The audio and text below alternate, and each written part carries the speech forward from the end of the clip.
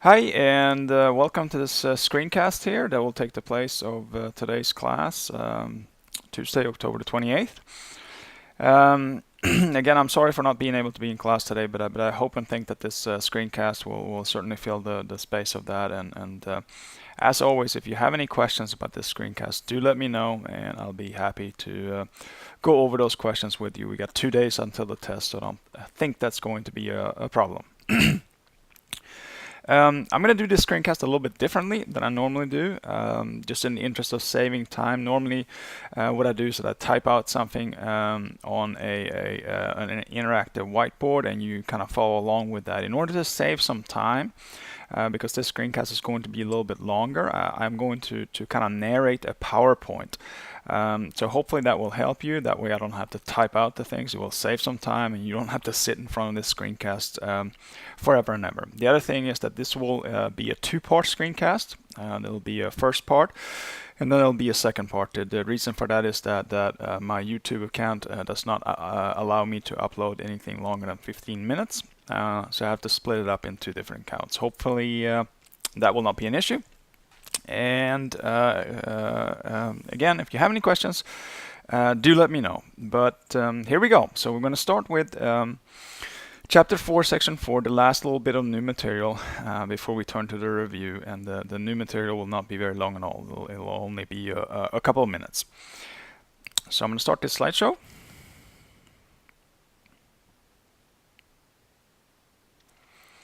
So again, this is Chapter 4, Section 4, and it's going to be a review of Chapters 3 and 4 here.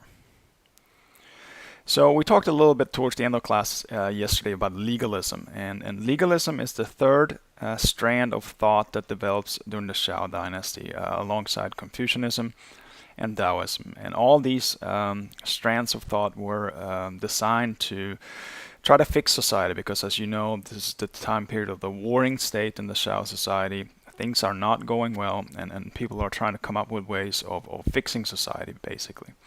And the basic idea between legalism or behind legalism was that all humans are evil. All humans are evil. We are not good people. And because we're evil, we need these draconian laws, these really, really strict laws to keep people in check. If we don't have these extremely, extremely harsh laws, people will just run around and do all kinds of bad things. So a legalistic society is a very, very harsh society. You really have no freedoms whatsoever. Any small little petty crime that you might do might result in just a disproportionate punishment. So it's really not a very fun society to live in.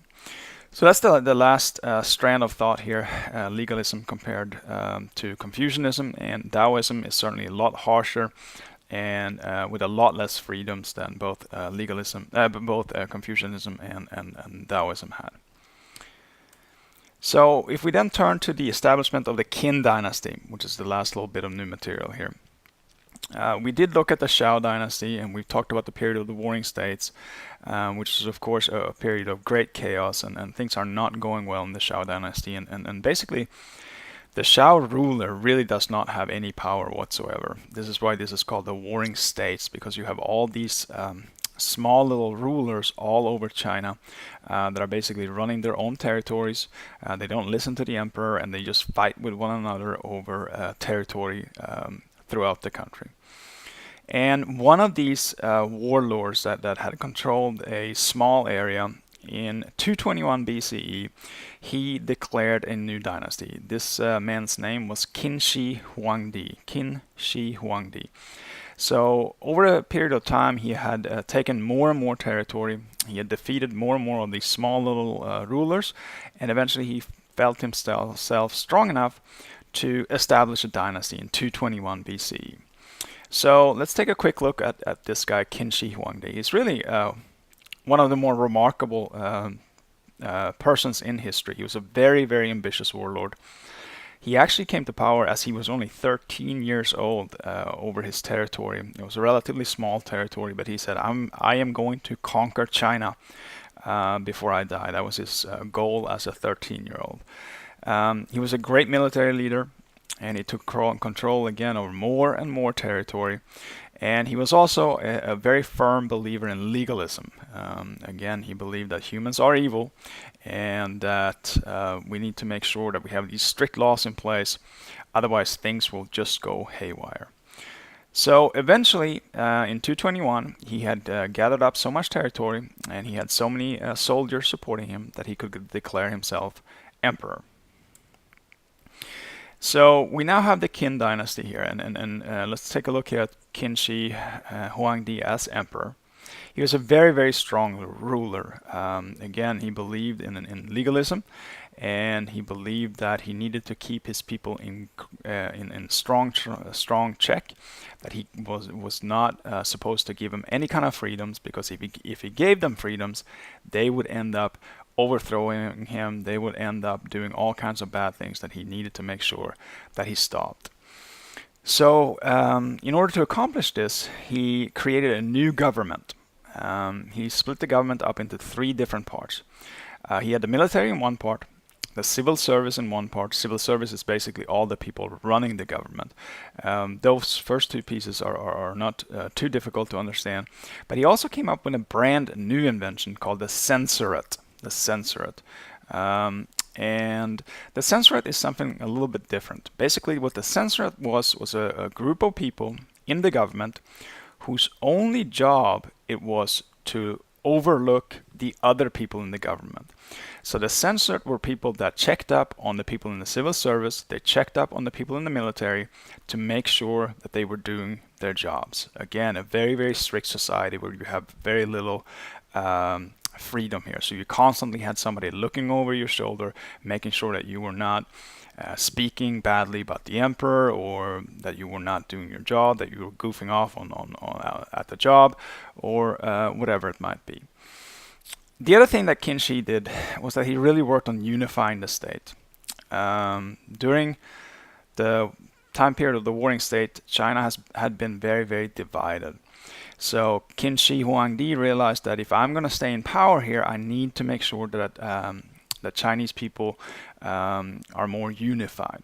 So what he did is that he built a bunch of new roads, which made it easier for him and his troops to get out to people. If there was some kind of rebellion going on, he would quickly get out and crush this rebellion. He also printed new money. During the time period of the Warring State, all of China had used different types of money. They did not have the same currency, which made trade very, very difficult, even within China. So Qin Shi put together this new money, which helped unify China by making it easier for them to trade. He also, as we said earlier, initiated legalism, which again provided for just a really, really not very fun society to live in. And lastly, he expanded the territory. Again, he was a great military ruler, and he spent a lot of time out in the battlefield, making the Chinese state larger and larger. Qin Shi Huangdi is also the man that built the beginning part of the Great Wall. He started the Great Wall. He didn't build the whole Great Wall as we know it today, but he built the beginning of it to protect China from attacks from the northern part of the country. So that's Qin Shi as an emperor. As you can imagine, he was not a very popular ruler. People actually hated him. We don't really know how he died. We think that he was assassinated, but we don't really know how. He died in 210 BCE. He did have a son, but that son was very, very young at the time and not a very strong leader. So basically what we have, as soon as he dies here, we have a civil war that breaks out. So we have a civil war for about 8 years until the Qin dynasty falls, and it's replaced by the Han dynasty. So the Qin dynasty is the shortest dynasty in Chinese history. It only lasts from 221 BCE to 202 BCE, and it's only one ruler.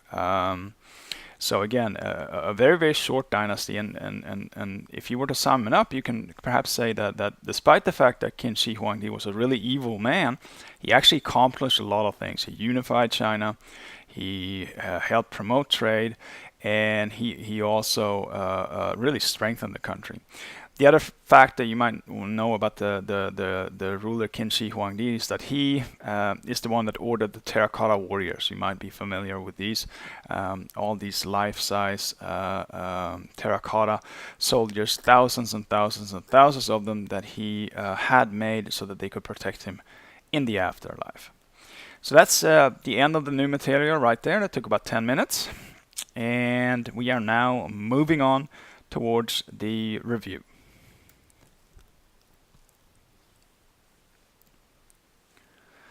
So we're going to start here with a review of Chapter 3. And as with all reviews, this is going to be kind of a highlight tour here. This is not necessarily every single thing that you need to know, but it is definitely the most important aspects of Chapter 3 here. So the first thing that we looked at in Chapter 3 were these people that were on the move, as these civilizations that we looked at in Chapter 2 were starting to develop. The largest group here was the Indo-Europeans, and around 2000 BCE they fanned out in many different directions. They were in Central Asia, and they moved to the north, to the south, to the east, to the west, and really affected societies all throughout the world. So we'll take a look at a couple of these Indo-European peoples throughout Chapter 3 here.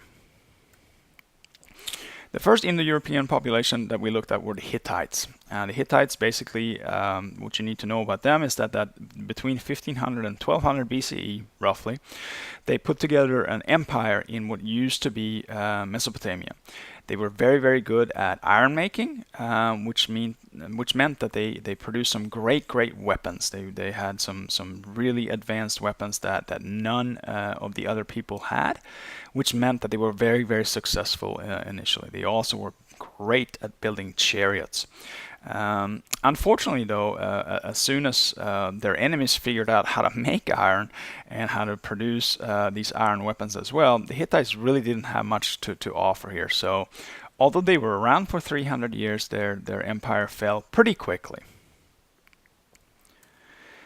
The next Indo-European group that we looked at were the Aryans, and around 2000 BCE, the Aryans moved into India. And they were very, very good fighters, and they took down the Indus River Valley civilization, the Harappa and Mohenjo-daro civilization that we took a look at in Chapter 2. One of the first things that they did after taking down this civilization was that they developed a written language, that's Sanskrit. And they wrote these religious books called the Vedas, which is where we get our information about the early time period in the Aryans. This is around 2000 BCE. And you might remember from class a couple of weeks ago, we looked at their initial political system here. They first started being ruled by a Raja, a prince. And that prince was elected by a council. And as you might remember from class, we said that the Raja really didn't have a whole lot of power because he could be fired by the council just as he could be hired by the council. So after a while here, the Raja kind of gets tired of this, and over time, it takes about 500 years, so now we're into roughly around 1200, 1000 BCE, the Raja has turned himself into a Maharaja, which basically means a king. So at this point, the society in India has turned into a dynasty, and it's ruled by a Maharaja, which is not appointed by a council. Instead, it passes on from father to son, and it's a true dynasty. So that's the end of the first part of this review, and I look forward to seeing you in part 2.